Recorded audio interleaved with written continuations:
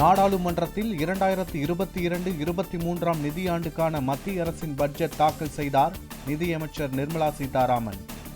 இரண்டாவது ஆண்டாக காகிதமில்லா முறையில் மேக் இன் இந்தியா திட்டத்தின் கீழ் தயாரிக்கப்பட்ட டேப்லெட்டில் பட்ஜெட்டை தாக்கல் செய்தார். கொரோனா பரவலால் பாதிக்கப்பட்ட இந்திய பொருளாதாரம் மீண்டு வர தொடங்கியுள்ளது. கொரோனா பெருந்தொற்றால் ஏற்பட்ட பொருளாதார சவால்களை இந்தியா திடமாக எதிர்கொண்டுள்ளதாக பட்ஜெட் தாக்கலின் போது நிதியமைச்சர் அறிவிப்பு. நாட்டின் பொருளாதார வளர்ச்சி நடப்பாண்டில் 9.2% இருக்கும் என கணிக்கப்பட்டுள்ளது. நடுத்தர வகுப்பின் வாழ்வாதாரம் பாதிக்கப்படாத வகையில் நிதி திட்டங்கள் செயல்படுத்தப்பட உள்ளதாக பட்ஜெட்டில் அறிவிப்பு. இந்தியாவில் சிப் பொருத்தப்பட்ட பாஸ்போர்ட் திட்டம் வரும் நிதியாண்டில் அறிமுகம் செய்யப்படும். டிஜிட்டல் இந்தியா திட்டத்திற்கு ஊக்கமளிக்கும் வகையில் காகிதமில்லா பாஸ்போர்ட் அறிமுகம் செய்ய நடவடிக்கை என நிதியமைச்சர் நிர்மலா சீதாராமன் அறிவிப்பு. நாடு முழுவதும் ஒவ்வொரு வீட்டிற்கும் தூய்மையான பாதுகாக்கப்பட்ட குடிநீர் வழங்கும் திட்டத்திற்கு 60,000 கோடி ரூபாய் ஒதுக்கீடு. அடுத்த ஆண்டு மார்ச் மாதத்திற்குள் சுமார் 4 கோடி வீடுகளுக்கு பாதுகாக்கப்பட்ட குடிநீர் வழங்க இலக்கு நிர்ணயிக்கப்பட்டிருப்பதாக பட்ஜெட்டில் அறிவிப்பு. பிளாக் செயின் தொழில்நுட்ப முறையின்படி டிஜிட்டல் கரன்சி வெளியிடப்படும். ரிசர்வ் வங்கி மூலம் அறிமுகப்படுத்த நடவடிக்கை எடுக்கப்படும் என மத்திய அரசின் பட்ஜெட்டில் அறிவிப்பு. நடப்பாண்டிலேயே சூழல் பாதுகாப்புடன் 5G தொலைத்தொடர்பு திட்டம் செயல்படுத்தப்படும் என மத்திய அரசு உறுதி. நடப்பாண்டிற்குள் 5G அலைக்கற்றலை ஏலம் விட நடவடிக்கை எடுக்கப்பட்டுள்ளதாகவும் நிதியமைச்சர் நிர்மலா சீதாராமன் அறிவிப்பு. நாட்டின் ராணுவத்திற்கான பட்ஜெட் மதிப்பில் 25% நிதி பாதுகாப்புத்துறை ஆராய்ச்சிக்காக ஒதுக்கீடு செய்யப்படும். ஆயுத தளவாட இறக்குமதி குறைக்கப்பட்டிருப்பதோடு ராணுவத்தில் பயன்படுத்தப்படும் 68 விழுக்காடு தளவாடங்கள் உள்நாட்டிலேயே உற்பத்தி செய்யப்படுவதாக பட்ஜெட்டில் தகவல். நாட்டின் மூலதன செலவினம் கடந்த ஆண்டை விட 35.40 விழுக்காடு அதிகரித்துள்ளது. பொதுமக்களின் நுகர்வை அதிகரிக்கும் வகையில் அரசின் மூலதன செலவினத்திற்கு 7,50,000 கோடி ரூபாய் ஒதுக்கீடு செய்யப்படுவதாக நிதியமைச்சர் அறிவிப்பு. கிராமங்களிலும் மின்சார வாகன பயன்பாட்டை ஊக்குவிக்க மின்சார சார்ஜிங் மையங்கள் அமைக்கப்படும். மானிய விலையில் எலக்ட்ரிக் வாகனங்கள் கிடைக்க ஆலோசனைகள் முன்னெடுக்கப்படுவதாகவும் நிதியமைச்சர் தகவல்.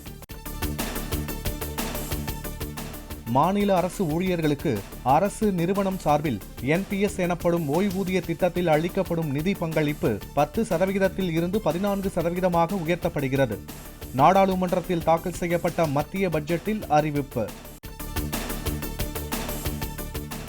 எத்தனால் கலக்கப்படாத எரிபொருளுக்கு கூடுதல் கலால் வரியாக லிட்டருக்கு 2 ரூபாய் விதிக்கப்படும் என அறிவிப்பு. கரியமில வாயுவை கட்டுப்படுத்தும் நடவடிக்கையின் ஒரு பகுதியாக எத்தனால் கலக்காத எரிபொருள் விலை உயர்த்தப்படுகிறது.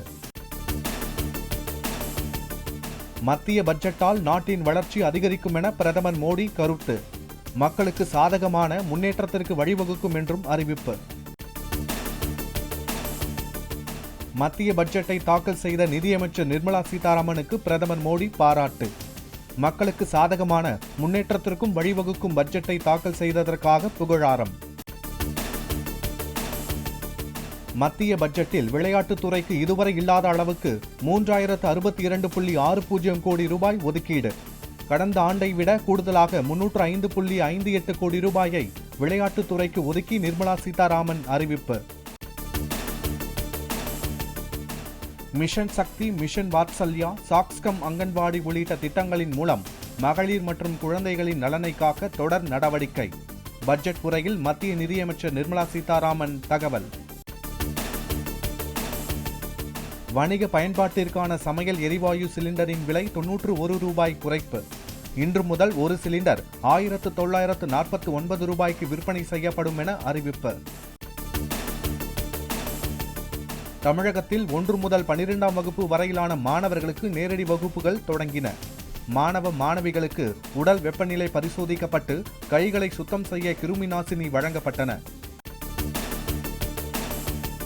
தமிழகம் முழுவதிலும் உள்ள அனைத்து கல்லூரிகளும் திறக்கப்பட்டன. கொரோனா தடுப்பு வழிமுறைகளை பின்பற்றி நேரடி வகுப்புகள் நடைபெற்றன. மத்திய அரசின் பட்ஜெட் நாட்டை முன்னேற்ற பாதையில் அழைத்து செல்லும் என எதிர்க்கட்சித் தலைவர் எடப்பாடி பழனிசாமி பாராட்டு. வருமான வரி உச்சவரம்பை உயர்த்த வேண்டும், குடைகளுக்கான வரி உயர்வை ரத்து செய்ய வேண்டும் என்றும் வலியுறுத்தல். நாமக்கல் மாவட்டத்தில் அனுமதி பெறாமல் இயங்கி வந்த 3 சாயப்பட்டறைகள் இடித்து தரைமட்டமாக்கப்பட்டன. சுற்றுச்சூழலுக்கு கேடு விளைவிக்கும் விதமாக செயல்பட்டதால் நடவடிக்கை. பெங்களூருவில் சாலையில் சென்று கொண்டிருந்த அரசு பேருந்து திடீரென தீப்பிடித்து எரிந்தது. உடனடியாக பயணிகள் வெளியேற்றப்பட்டதால் உயிரிழப்பு தவிர்க்கப்பட்டது. பிரதமர் மோடியை ஒரு முறையாவது காண வேண்டுமென கோவையில் ₹1 இட்லி விற்பனை செய்து வரும் கமலாத்தாள் பாட்டி விருப்பம். கோவைக்கு வந்து பிரதமர் இட்லி சாப்பிட்டு செல்ல வேண்டும் எனவும் கோரிக்கை. முல்லை பெரியாறு அணையில் மறு ஆய்வு செய்ய அவசியம் இல்லை என தமிழக நீர்வளத்துறை அமைச்சர் துரைமுருகன் அறிவிப்பு. எஞ்சிய பலப்படுத்தும் பணிகள் மற்றும் பராமரிப்பு பணிகளை முடித்த பின்னர்தான் ஆய்வு செய்ய வேண்டும் என்றும் வலியுறுத்தல். நகர்ப்புற உள்ளாட்சி தேர்தலுக்கான 3வது கட்ட பட்டியலை வெளியிட்டது திமுக. மாநகராட்சி மற்றும் நகராட்சிகளில் போட்டியிடும் வேட்பாளர்களின் பெயர்கள் அறிவிப்பு.